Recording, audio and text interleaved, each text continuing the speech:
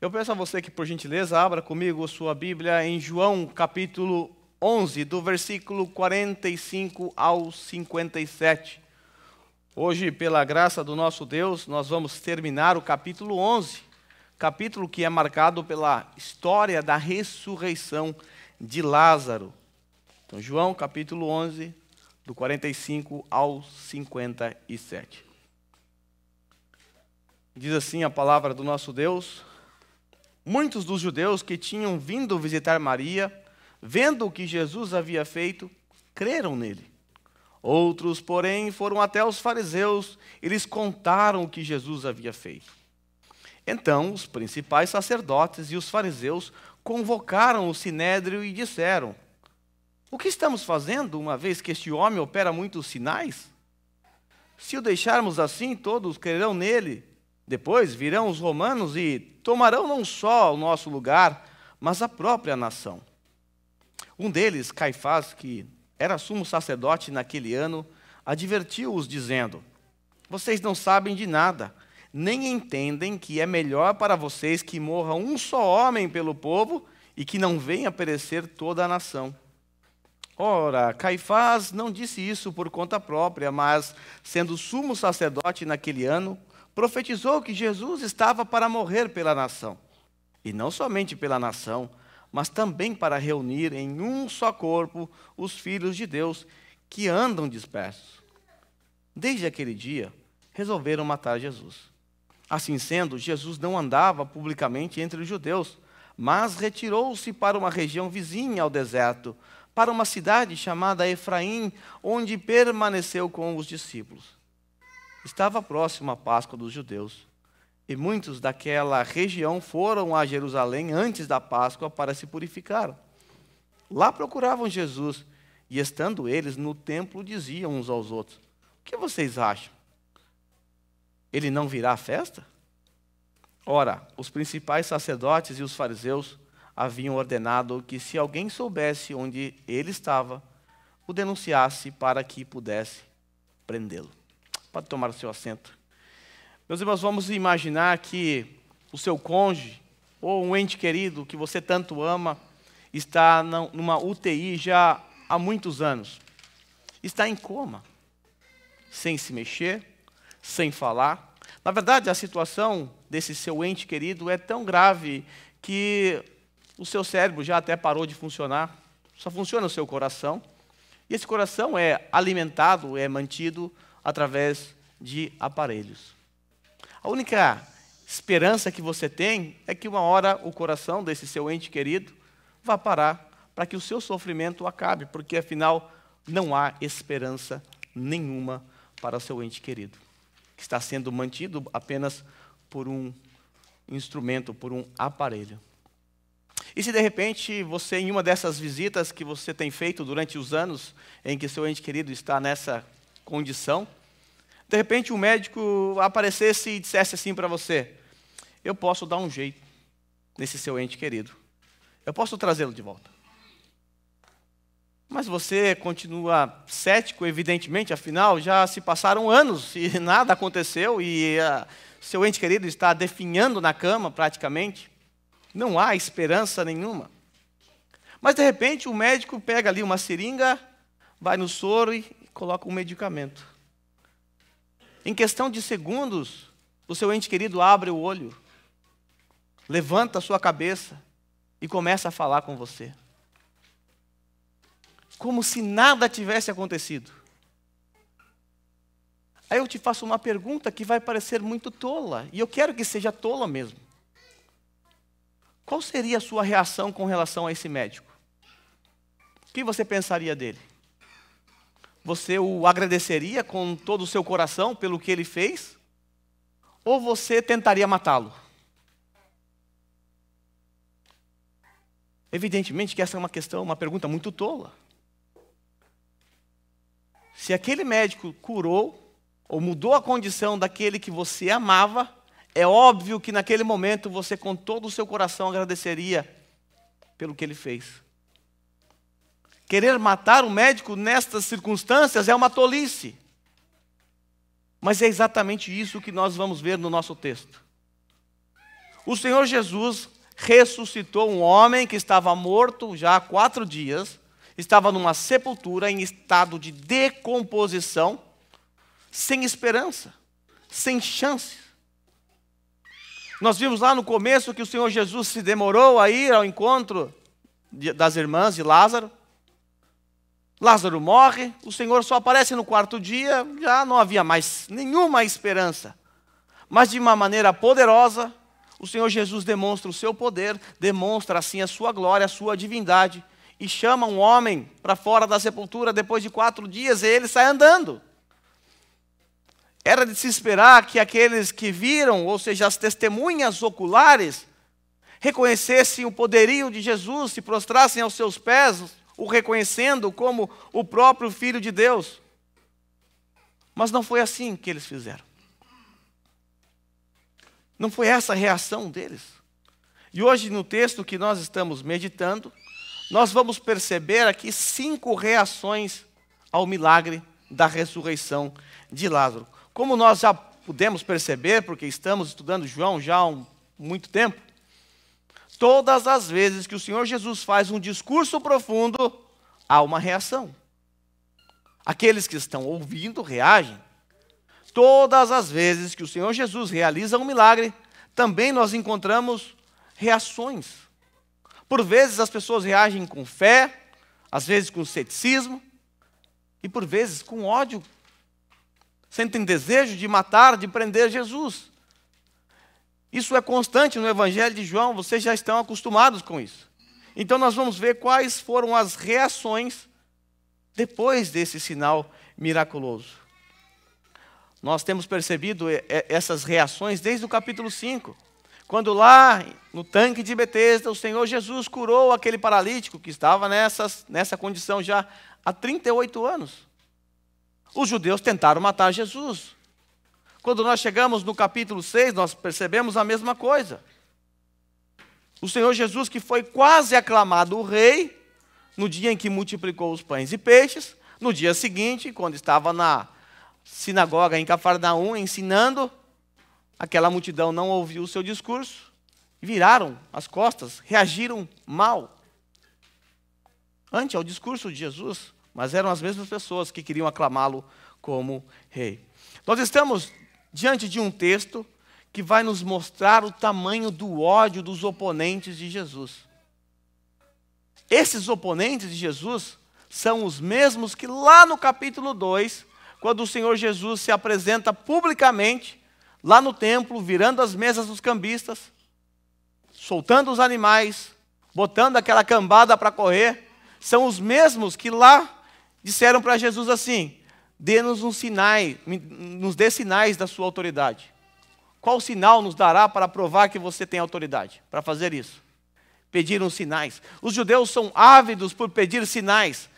Sempre estão pedindo sinais para Jesus. E Jesus acabara de dar o maior sinal, a maior demonstração da sua divindade através da ressurreição de Lázaro.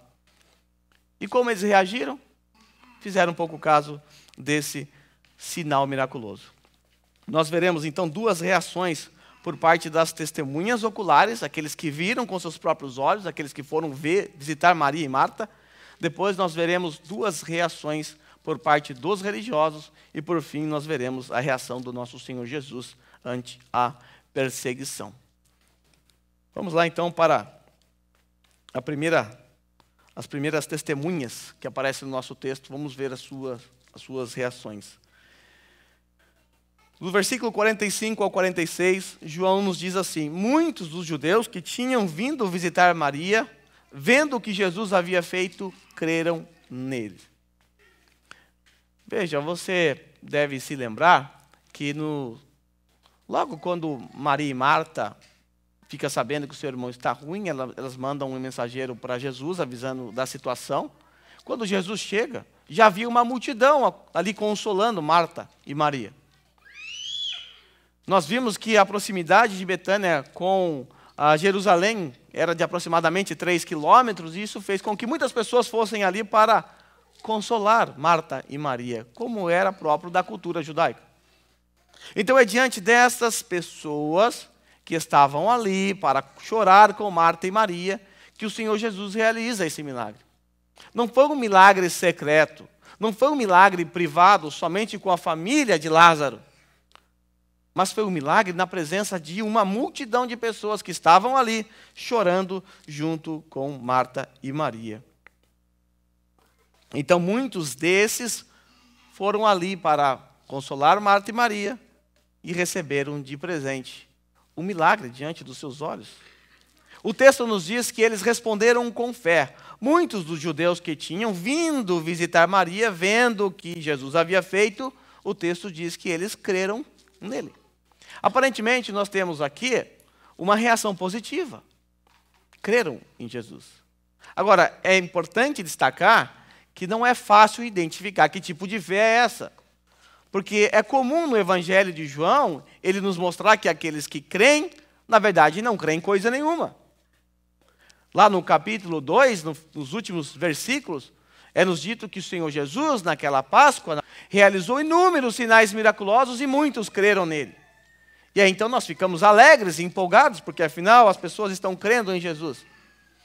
Mas João comenta dizendo assim, mas Jesus não confiava neles. Não confiava neles, pois bem sabia o que havia no homem. E não precisava que ninguém lhe desse testemunho a respeito do homem. Ou seja, era uma fé falsa. Voltando para a multiplicação dos pães e peixes, o Senhor Jesus alimenta quase 20.000 pessoas, e aquela multidão empolvorosa quer aclamá-lo como rei e o profeta, lá de Deuteronômio. Olha quanta fé. Mas no dia seguinte, essa fé foi embora. Abandonaram Jesus, por não ouvir o seu discurso. Então, não é tão fácil identificar que tipo de fé está presente no nosso texto. Mas, ao que tudo indica, parece, pelo menos parece, se tratar de uma fé genuína. Porque João aqui está fazendo um contraste com a fé daqueles que não creram em Cristo Jesus, que agiram mal. Então, podemos, talvez, aqui deduzir ou imaginar que seja uma fé verdadeira, uma fé não falsa.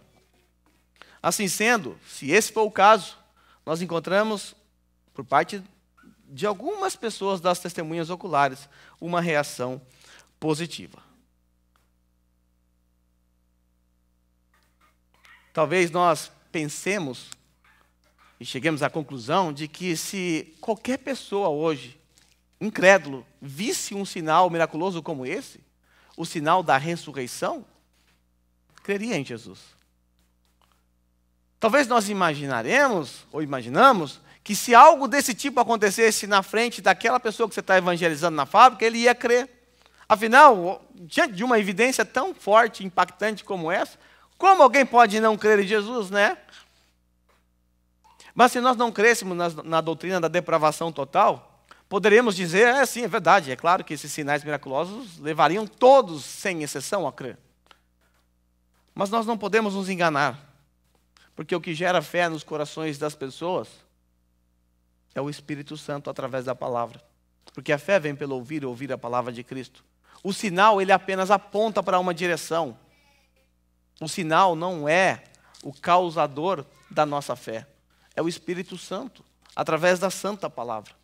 Deus pode usar um sinal miraculoso para apontar para uma outra verdade, uma verdade ainda mais profunda, uma verdade que está por detrás dos sinais. Aqueles homens viram esse sinal. Alguns creram. E os outros? Os outros não podiam crer. Assim como eu e você não podíamos crer. Se você estivesse lá e visse o sinal miraculoso da ressurreição e todos os outros sinais miraculosos realizados por Jesus, se você ouvisse os discursos profundos de Jesus, e se o Espírito Santo não fizesse nada no seu coração, sabe o que você faria? Rejeitaria Jesus. Afinal, foi isso que você fez a vida toda, até o dia que o Espírito Santo tocou no teu coração, quando você ouviu a palavra sendo pregada e creu.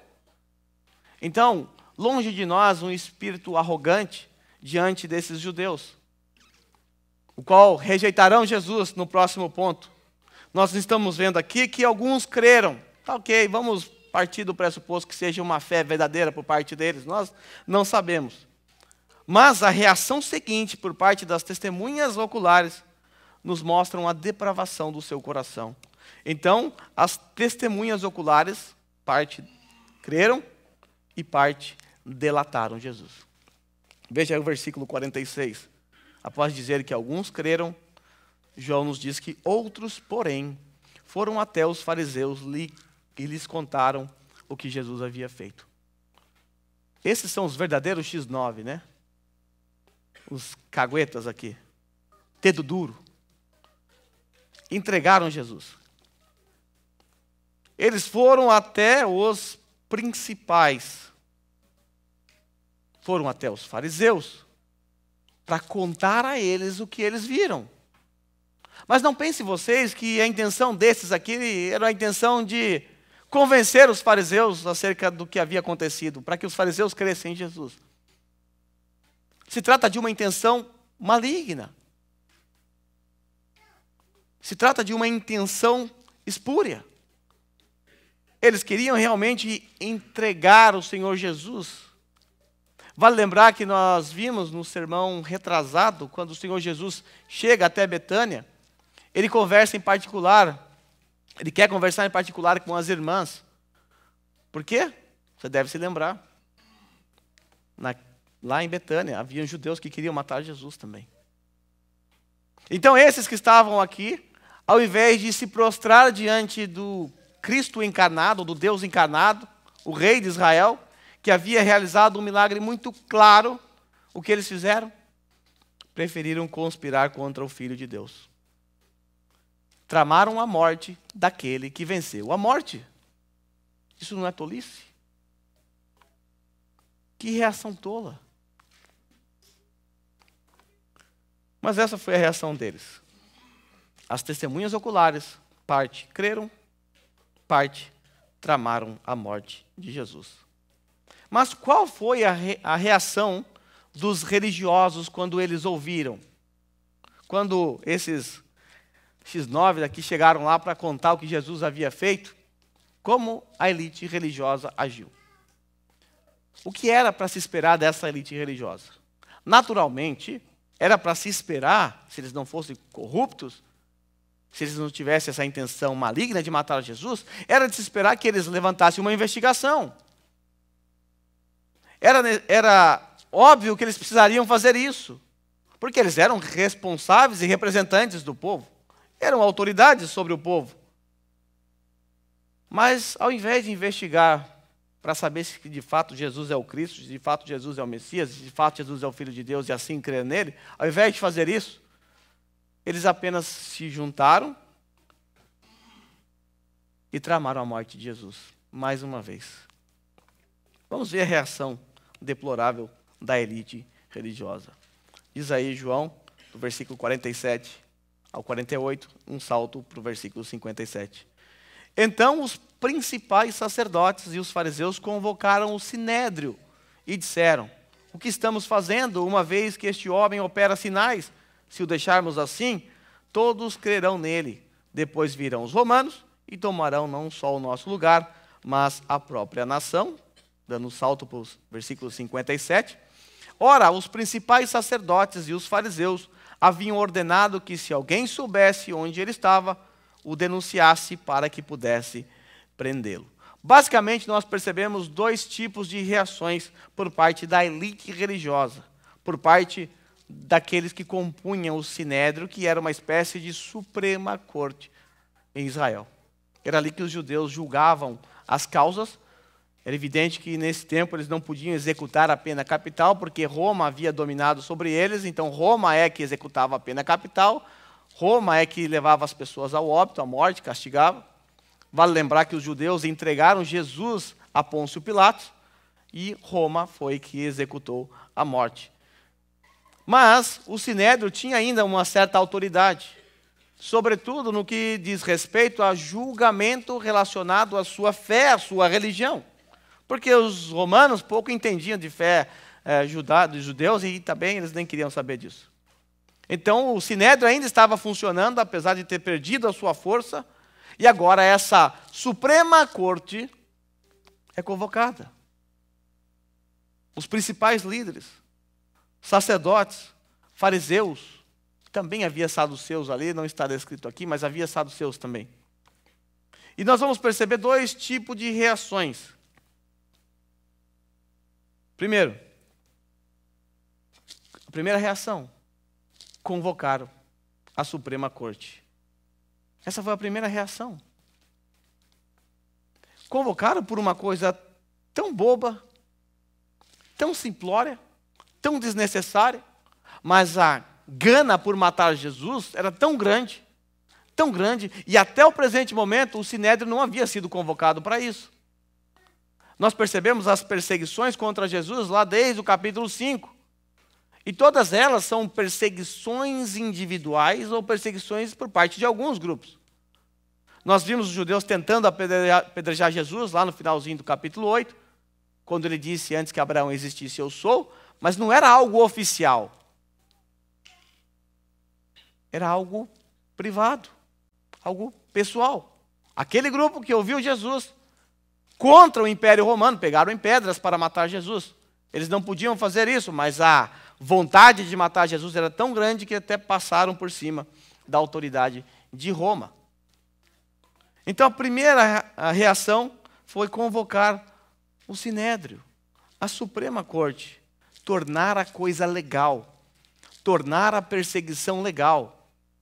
E é isso que eles estão fazendo. Veja que coisa sombria no nosso texto. Eles, em hipótese alguma, negaram que Jesus havia realizado a ressurreição de Lázaro. Eles não negaram. Eles acreditaram no delator. É verdade, Jesus ressuscitou Lázaro. O texto nos diz que é pior do que isso ainda. O texto nos diz que eles sabiam que Jesus realizava muitos milagres. Eles viram outros sinais miraculosos. Pode não ter visto o da ressurreição, mas mesmo assim, mesmo diante de tantas evidências, não creram em Jesus. Mesmo diante de tantos sinais miraculosos, mesmo diante de pronunciamentos profundos, mesmo assim, não creram em Jesus. E a razão disso você sabe, por conta da nossa natureza caída. Veja a preocupação deles. Se o deixarmos assim, se continuar do jeito que está, ou seja, se ele continuar realizando sinais miraculosos, o homem não para. O que vai acontecer? Todos crerão nele. Isso para a gente seria algo muito bom, né? Positivo. Olha, é o que a gente quer. Mas esses homens aqui não estavam nem um pouco preocupados com a fé dessas pessoas que estavam crendo. Eles estavam preocupados com outras coisas. Veja a preocupação deles. Depois, se todo mundo começar a crer, sabe o que vai acontecer? Virão os romanos. E quando os romanos vierem, eles vão tomar de nós o nosso lugar, a saber, o templo e também a própria nação. Essa era a preocupação deles. Vale lembrar que Roma não aceita outro rei, senão César. Quando foi anunciado o nascimento de Jesus, quando aqueles magos vindo do Oriente chegaram ali na região para conhecer o menino, levaram seus presentes. Quando Herodes ficou sabendo que um menino poderia ser o rei de Israel, um bebê que acabara de nascer, mandou matar as crianças de 2 anos, até 2 anos. Veja a preocupação de Roma. É proibido outro rei senão César. E agora os religiosos aqui estão sendo pragmáticos, estão dizendo, olha, do jeito que a coisa está indo, um monte de seguidores, o homem não para de realizar sinais, logo os romanos vão ficar sabendo disso aí. Está dizendo que ele é o rei, seus seguidores estão tentando aclamá-lo como rei, e isso não vai dar certo. Mas a preocupação era com o templo e com a nação.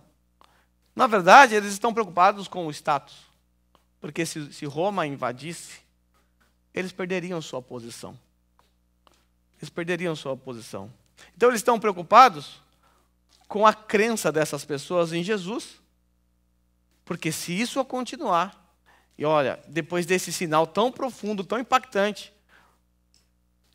os discípulos de Jesus se espalharam ainda mais. Eles estão tão preocupados com isso, que no próximo sermão nós vamos ver que eles até tentaram matar o coitado do Lázaro, que não tinha nada a ver com a história. Tinha nada a ver com a história. Eles estão então preocupados com essa possível rebelião. Se houver uma rebelião, já era. Game over para eles. E a história é tão irônica, mas tão irônica, que o que eles temiam de fato aconteceu no ano 70. No ano 66, surgiu uma rebelião por parte dos zelotes lá em Israel. Esses zelotes, meio doidos, acharam que era o momento certo de tomar o poder de Roma à força. Foram massacrados. Morreram todos. Mas isso incitou nos judeus um patriotismo exacerbado, e eles começaram então a se rebelar com mais frequência. 4 anos de rebeliões dentro do Império Romano, até que no ano 70, o general Tito recebe a ordem de invadir o templo e destruí-lo por completo. E foi isso que ele fez. Tanto é que se você for lá hoje, você vai encontrar somente o Muro das Lamentações. É só o que sobrou. Milhões de judeus mortos, templo destruído, e acabou a nação de Israel. E não foi porque Jesus fez algo para que isso acontecesse. Jesus não tem nada a ver com isso.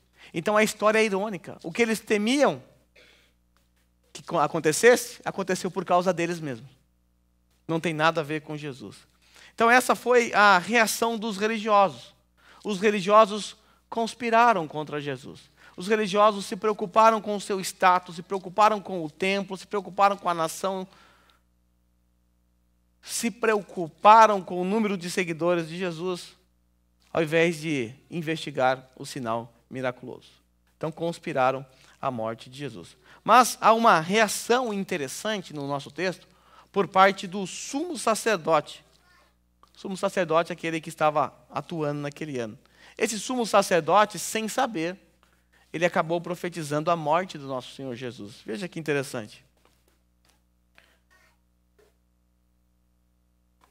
Versículo 49 a 53. Diz assim: mas um deles, Caifás, que era sumo sacerdote naquele ano, advertiu-os dizendo: vocês não sabem nada, nem entendem que é melhor para vocês que morra um só homem pelo povo e que não venha a perecer toda a nação? Essas são as palavras de um sumo sacerdote. Certamente essas palavras não são favoráveis a Jesus. São palavras que vão contra a pessoa de Jesus. São palavras mal intencionadas. Ele sim estava profetizando de forma inconsciente acerca da morte de Jesus, mas não passava pela cabeça dele que Jesus deveria morrer pelo povo para salvar o povo dos seus pecados. Não passou pela cabeça dele que Jesus deveria morrer para livrar o povo da condenação eterna. Não era isso, ele estava sendo pragmático. O raciocínio dele aqui é muito lógico. Se continuar assim, se Jesus continuar recebendo novos seguidores, Roma logo vai descobrir. E se isso acontecer, nós vamos ter problema com eles.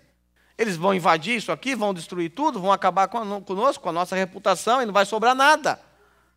Por causa de quem? Por causa de um homem. A solução então é o quê? Acabar com esse único homem. Convém que ele morra e a gente fique de boa. Porque senão ele vai morrer e nós também. Pragmático. Não está pensando na salvação eterna de maneira nenhuma. Não é a ideia de que ele morra por conta dos nossos pecados. Que ele morra para nos livrar do Império Romano. Foram pragmáticos.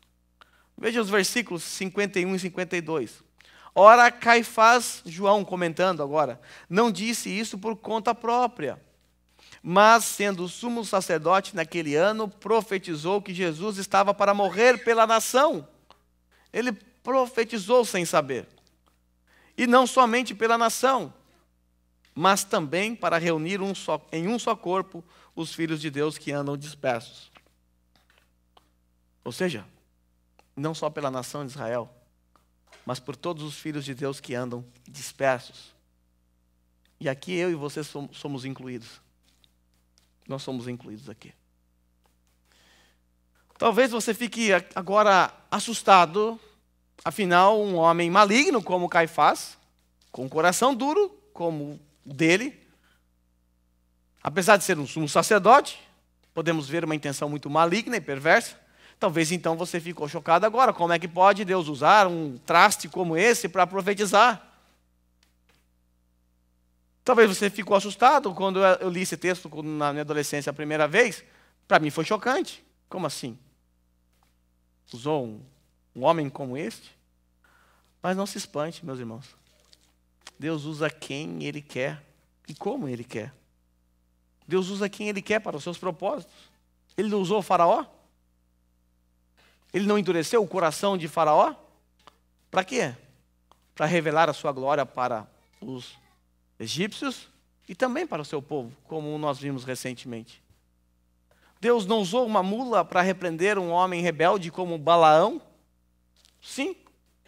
Deus não usou o rei Tiro, um rei ímpio e perverso, para castigar a nação de Israel, inclusive chama ele de meu servo? Deus pode fazer o que Ele quiser. Deus não usou o coração corrupto de Judas para atraí-lo, para que ele fosse para a cruz. Por que Ele não poderia usar um sumo sacerdote maligno também? Pode. Ele usa quem Ele quer. Isso é impressionante. Isso é impressionante, sabe por quê? Porque nos revela que nosso Deus tem controle sobre tudo, inclusive sobre o perverso, sobre o mal. Isso significa que o nosso Deus tem controle sobre todas as coisas. Isso é ou não é um conforto para o seu coração? Nós podemos olhar a política brasileira agora, os que acompanham podem estar desesperados com o que está acontecendo. Podemos olhar à nossa volta, tudo o que está acontecendo, essa ideologia de gênero adentrando com toda a força. Cristãos sendo perseguidos. Podemos entrar em desespero se não cremos na doutrina da soberania de Deus. Deus está no controle. Deus estava no controle da vida de Caifás. Jesus estava no controle da sua própria vida aqui. Tudo que estava acontecendo não era um mero acidente. Deus estava no controle. Não é como um debatedor lá no Vejam Só uma vez disse: Deus tem a caneta da nossa história em suas mãos. Nós podemos tomar a caneta da mão de Deus e escrever a nossa história. Nosso Deus não é isso. Deus tem a caneta e Ele não dá a sua caneta para ninguém. Para ninguém. E que bom que é Ele que escreve a minha e a sua história. Porque se fosse você que escrevesse a sua história, você estaria nessas mesmas condições aqui desses perversos. Deus mudou a sua história, não foi você. Mas após essas palavras proféticas de Caifás, João nos informa que desde aquele dia resolveram matar Jesus. Desde aquele dia decidiram então matar Jesus. Talvez, se você é um ouvinte atento, você deve ter percebido que eles estão tentando matar Jesus desde o capítulo 5. Jesus várias vezes está se escondendo, fugindo, se ocultando no meio deles para não ser apedrejado, para não ser entregue. Espera aí, mas o texto está dizendo que é desde aquele dia. Será que houve algum erro aqui? Certo que não. A grande pergunta é: quem é o sujeito deste texto que nós estamos lendo agora? Ou melhor, quem é que resolveu matar Jesus? Uma instituição, o Sinédrio. Como eu disse a vocês, até o presente momento as perseguições foram particulares, ou grupos, pessoas. Nada oficial. Agora é oficial. Agora é oficial. Agora as autoridades determinaram a morte de Jesus. Tanto é que no último versículo do nosso texto, eles recebem, toda a população, todas as pessoas de Israel, recebem a ordem de entregar Jesus caso o encontre. Eles vão perguntar lá no templo: será que ele não vai vir não? E o texto termina dizendo que eles tinham a autoridade, ou receberam ordem, para entregar Jesus para ser preso.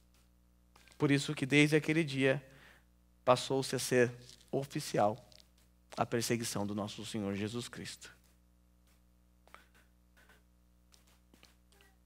E é interessante que Jesus mesmo, não estando nessa reunião do Sinédrio, mesmo não ouvindo fisicamente o que aqueles homens decidiram, por conta da sua onisciência, Jesus sabia exatamente o que havia acontecido naquela reunião do Sinédrio, e então o nosso Senhor vai reagir a isso. Então chegaremos na nossa quinta reação. Veja como o nosso Senhor reagiu. Diz assim, versículo 54. Assim sendo, ou seja, por conta da intenção maligna por parte de Caifás, por parte do Sinédrio, Jesus não andava publicamente. Manteve-se afastado dos judeus. E o texto nos diz que ele retirou-se para uma região vizinha ao deserto. Ele foi para o deserto agora. Fugiu do perigo. Saiu daquele turbilhão lá. Estava quente a coisa para o lado dele. E ele foi então para uma cidadezinha chamada Efraim e ali permanece isolado com os seus discípulos. Agora, eu preciso que você entenda que Jesus não se retirou como um covarde com medo da morte. Talvez essa é a impressão. Jesus se retirou com medo da morte. Nós já vimos que Jesus não tem medo disso. Que até mesmo os seus discípulos, no sermão passado, se eu não me engano, os discípulos ficaram com medo. Que vamos para Jerusalém, mas Senhor, lá estão tentando te matar. Então vamos morrer, então. Vamos embora morrer, fazer o quê? Jesus não tem medo da morte. Jesus apenas se retirou, porque ele sabia que a sua hora ainda não havia chegado. Nós já vimos isso em vários sermões. Essa afirmação aparece no Evangelho de João pelo menos 3 vezes. Jesus se ocultou porque ainda não havia chegado a sua hora. Ele tem controle absoluto sobre a sua própria vida, sobre a sua própria hora. É verdade que a sua hora estava muito próxima. Nós estamos nos aproximando da semana da morte de Jesus, mas ele ainda precisava ensinar muitas coisas aos seus discípulos. E é isso que ele fez. Então essa foi a reação do nosso Senhor. Ele se retirou porque a sua hora ainda não havia chegado. Os versos 55 e 56, aqui eles funcionam como uma dobradiça de assunto. Do nada, João nos diz assim: estava próximo a Páscoa dos judeus. Que são os versos seguintes. Aí você fala, peraí, mas e o que isso tem a ver com o texto que a gente está estudando, né? Tem a ver a Páscoa? Ninguém está falando de Páscoa aqui? Esse versículo, o versículo 55, ele funciona como uma dobradiça. Ele está nos preparando para algo que vai acontecer. Ele está nos fazendo olhar para a última Páscoa de Jesus aqui na terra. A terceira Páscoa após o início do seu ministério. Então veja aí. Estava próximo a Páscoa dos judeus. E muitos daquela região foram a Jerusalém antes da Páscoa para se purificar. Lá procuravam Jesus e, estando eles no templo, diziam uns aos outros: o que vocês acham? Ele não virá à festa? Ou seja, nós temos um salto histórico aqui.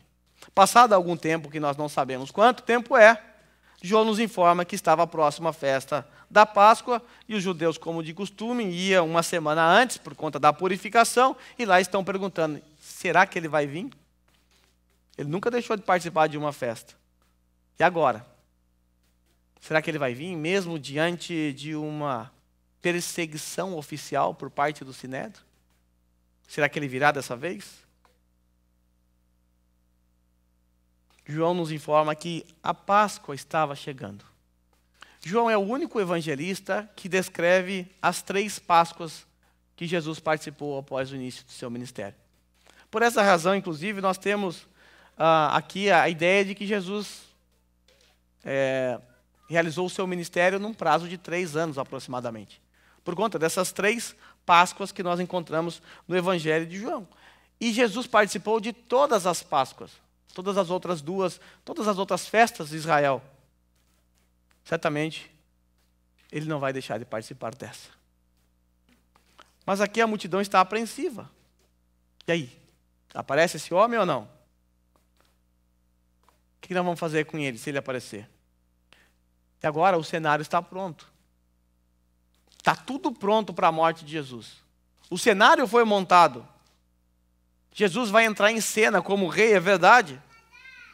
Veja como Jesus não é um covarde. Ele sabia o que ia acontecer. Sabe o que ele vai fazer lá no próximo capítulo? Está lá escondido com seus discípulos. Ele vai entrar de forma triunfal. Ele vai entrar sentado num jumentinho. E será aclamado rei. A multidão vai fazer aquilo que os religiosos temiam. Eles dirão assim: Hosana, bendito é o que vem em nome do Senhor, bendito o Rei de Israel, bendito o Messias. Jesus ousado, não. Ele sabia que tudo isso ia custar a sua vida. Mas foi para isso que ele veio. Ele veio para isso. Então, quando o Senhor Jesus adentra nessa semana da Páscoa, ele está indo rumo ao matadouro. É o Cordeiro de Deus indo para o matadouro. Que coisa linda essa história. Que coisa impactante. O Senhor Jesus não teme a morte. Ele veio para vencer a morte. Afinal, na cruz é a morte da morte, pela morte de Cristo. Nosso rei então vai entrar montado num jumentinho e aclamado como um rei. Evidentemente que isso não ia dar muito certo da ótica humana, né? Evidentemente que tá claro que não vai funcionar bem essa ideia. Humanamente, nós diríamos: quem que teve essa ideia de pegar um jumentinho para Jesus entrar agora? Quem que foi?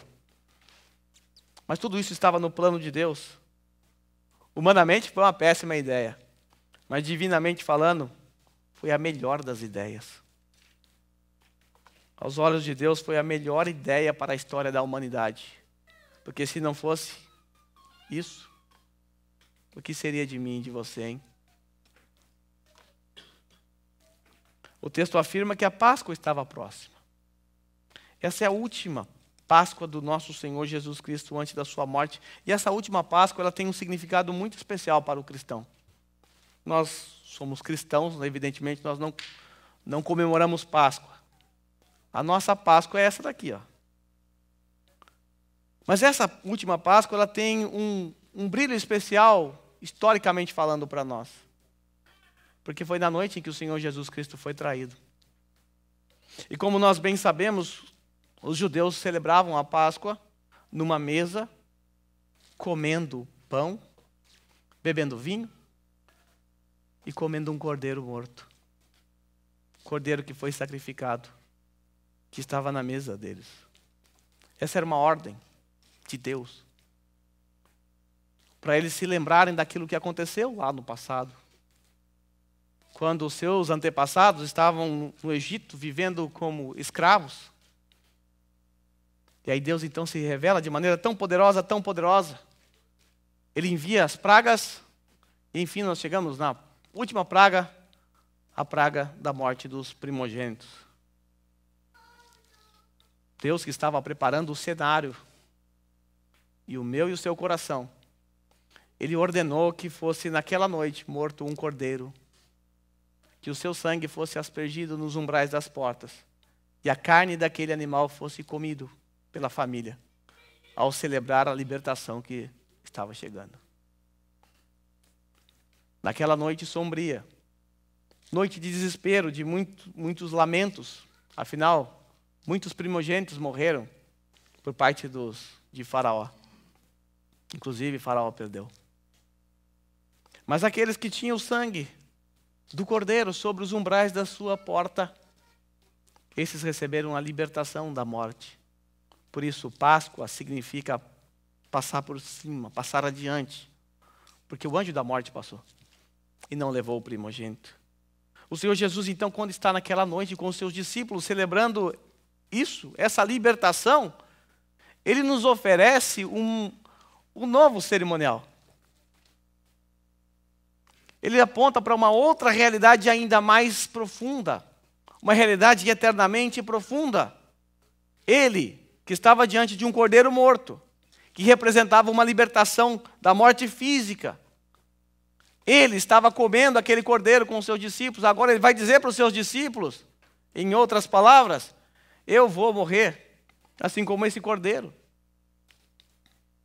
Mas não para livrá-los da morte física, mas para livrar de uma morte pior, uma morte terrível, a morte eterna.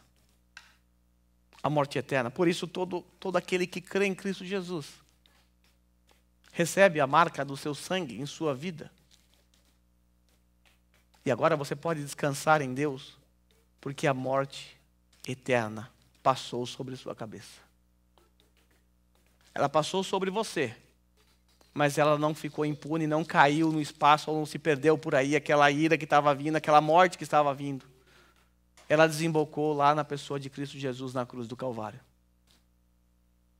Então o Senhor Jesus, naquela noite sombria, conhecendo as intenções dos judeus, conhecendo as intenções de Judas Iscariotes, que estava na mesa com ele. Naquela noite, então, ele pega um pedaço de pão, parte esse pão no meio e disse assim: isso é meu corpo que é dado em favor de vocês, façam isso em memória de mim. Hoje nós entendemos perfeitamente o que Jesus quis dizer.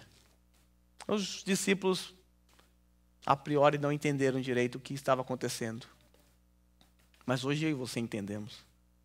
O Cordeiro de Deus seria imolado, seria entregue naquela noite e logo seria imolado. Ele disse aos seus discípulos: isso é meu corpo que é dado em favor de vocês. E eu digo a vocês, aquele foi o corpo de Jesus que foi dado em favor de vocês. Em seguida, Jesus toma o cálice em sua mão e diz assim: este cálice é a nova aliança no meu sangue. Agora há uma nova aliança feita pelo sangue de Jesus. A velha aliança cumpriu o seu papel. Cristo Jesus cumpriu todo o Antigo Testamento no nosso lugar. Obedeceu todas as leis no nosso lugar e agora nós estamos debaixo de uma nova aliança. De uma nova aliança. E essa aliança foi feita no sangue de Jesus Cristo. O que é que nós fazemos na ceia do Senhor? Lógico, somos alimentados pelo Senhor, que na ceia revigora a nossa fé. E também relembramos a morte do Cordeiro que por nós sofreu.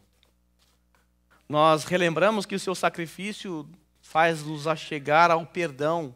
Perdão esse que encontramos aos pés da cruz. Na ceia, irmãos, nós somos lembrados que o Cordeiro é o próprio Deus. E que Ele morreu em favor dos seus. Então, diante da mesa do Senhor, somos lembrados do imenso amor de Jesus por nós.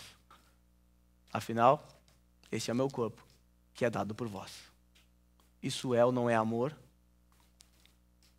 Deus prova seu amor para conosco pelo fato de Cristo Jesus ter morrido quando ainda éramos pecadores.